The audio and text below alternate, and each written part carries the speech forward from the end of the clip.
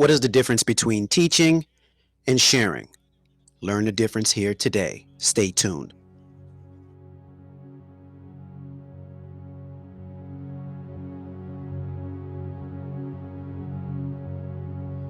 Let me focus my attention on another aspect which is known as information disbursement. This is something everyone does. It is also known as sharing. Sharing by definition means to pass on or give away. All right. Now that I titled this conversation, The Teaching Deception, Teaching versus Sharing. This is where things truly can become a bit more blurred, or have become more blurred, when it comes to why children and adults are not effectively learning, because people have blurred the lines between teaching and sharing.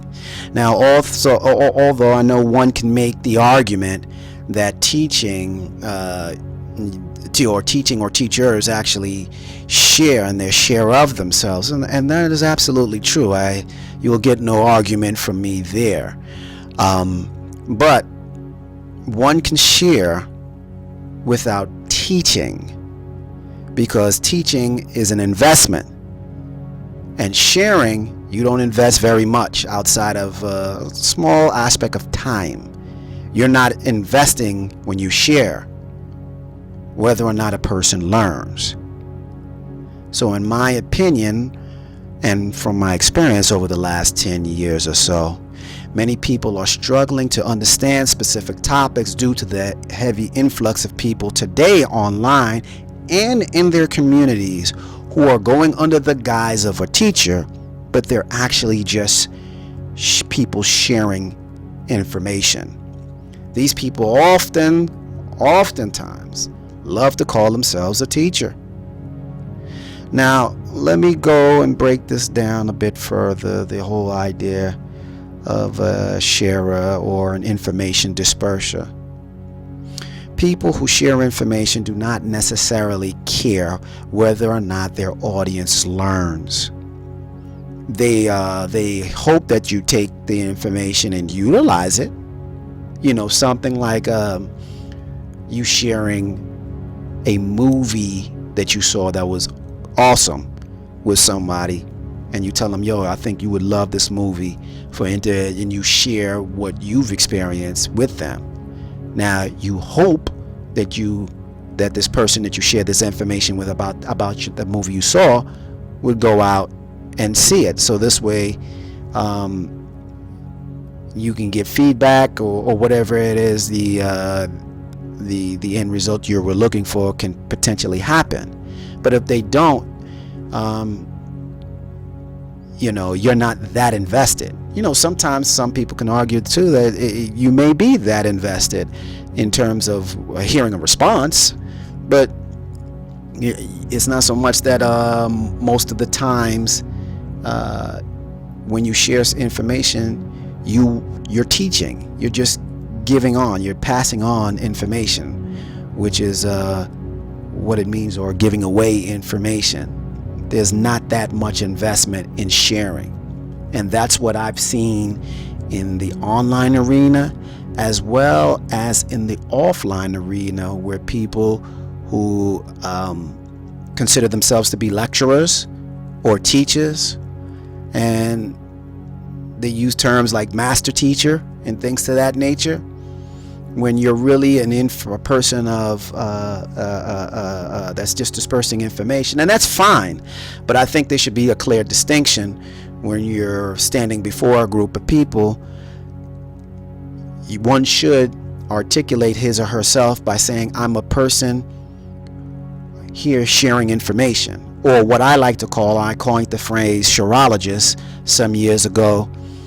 A shirologist is a person who studies the art of sharing, and there are various aspects or ways one can go about sharing, but being able to actually identify yourself as a sharer of information actually alleviates the burden from the person giving that information, as opposed to calling yourself a teacher or a master teacher or whatever it is, or guru, whatever adjective you want to use to describe your ability to convey specific information. You know what I mean? So by doing this and calling yourself a shareologist or a person who shares information, you're letting your audience know that you're here to share information, and you're not necessarily invested in going to make sure that they understand all aspects of what you just taught or you're about to teach. And that's a different processing of a person's mind, because they know, okay, all right, cool, so I know this person is going to give out this information, and now I have to, the burden now falls back on me to go out and do my own due diligence, because now you've let me know. I can't really necessarily fall back on you. I can probably refer to a video or something, or my audio if I recorded it, but I don't necessarily have to fall back on you. And it gives the individual flexibility. But when these sharers go under the guise of teachers, what they now do is they utilize the word teacher, guru, master teachers, and teaching, these trigger words. And once you do that, what that does to a person's minds, or most people's minds, is that it triggers the chemicals for nurture and understanding. Now, when you do that, you're now dealing in the realm of motherhood.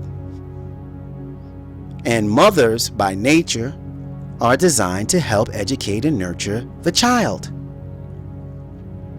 And this is what happens when a so-called teacher or a sharer says that they are a teacher and they're not willing to go that extra yard. Then, once a person goes in your course thinking that you're a teacher but you're a sharer, and then you're not really willing to back up the nurturing and understanding part, because you're just sharing information and you're saying, now get out of my face, go ahead, you're on your own, you need to do whatever it is that you need to do, and I don't have the time to deal with you. But because you didn't lay down the ground rules saying that, hey, I'm a person sharing, I'm technically a shareologist, or maybe not a shareologist, but I'm just a person that just dispersing information, that's it. I'm too busy working out my life. I don't have time to sit here to go the extra yard to show you anything extra. You know what I mean? And I think that's the disconnect here that we're having. You know what I mean? Between teachers or so-called teachers and their audience, the majority of their audience. Now, there are always exceptions to the rule where you get people who follow. Now, you have another segment of the audience that just doesn't, go ahead and they don't take action on anything. And you get a large portion of them that don't take action, and they are paralyzed for whatever reason. And there's a number of reasons that I will touch on the paralyzation of action when you're in the class and why that happens. But but a good portion of that is because you have people who share information and they don't understand the art of teaching, nor do they care. They only teach the way they understand it in their mind, not really considering their audience. And then they become frustrated with their audience because, well, I don't understand why you don't understand. But they need to take a step back and figure out, or actually recall when they were trying to learn something that they might have found a bit challenging because they couldn't necessarily understand the way the teacher was dispersing the information. You know what I mean? Or the sharer. All of these lines are closely related, but they do need to be identified, because sharing holds no responsibility at all. Teaching does. So in order to be better to decipher who it is you have in front of you, you're going to have to find out whether or not they're willing to take on your burden of understanding. And that can be identified based on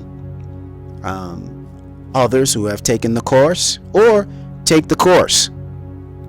That's the best way you're going to understand, because then you get an idea of what this marketplace is like in terms of the online world, and the offline world. If you're a person who likes attending lectures of various types of information, you'll get to see really what a sharer is all about. A person who loves to share information, because you can't call them up and ask them for help, because once they leave that lecture, that's it. They for the most part, they're not really trying to engage with you unless you're trying to book them. And there's nothing wrong with that. We just need to understand that this is what it is, so there is no confusion in your mind thinking that you're going to get one thing. And that's the disappointment. I think that's what actually paralyzes people from moving forward, because they're looking for nurture. And in my opinion, because there's not a lot of that, nurture being propagated in many communities today, it's very hard for people to learn. And that starts from young, based on the way society has kind of domesticated people. But nonetheless, I wanted to take a few moments to kind of break down the differences between sharing versus teaching, or teaching versus sharing, and hopefully make you a bit more aware that there is a difference between people who share information and teach. And most of the people today, online and offline, who go under the guise of teachers, are actually sharers or information dispersers, or what I like to call shareologists. I'm a shareologist most of the time, and it allows me, by utilizing that term, it allows me the opportunity to pick and choose who I want to be selective with teaching. Devoting my time so I can actually affect humanity. With every person you teach and that you teach, and they grasp your concept, they take your concept and they extend the legacy, because this is all this is, extending the legacy of those who have come before us. So nonetheless, I want to thank you once again. Please, if you found this information useful and helpful, share it with someone that may need to hear this information. Please like and comment. I would like to hear what you have to say and your thoughts on the teaching versus sharing. If you agree or disagree, give your points.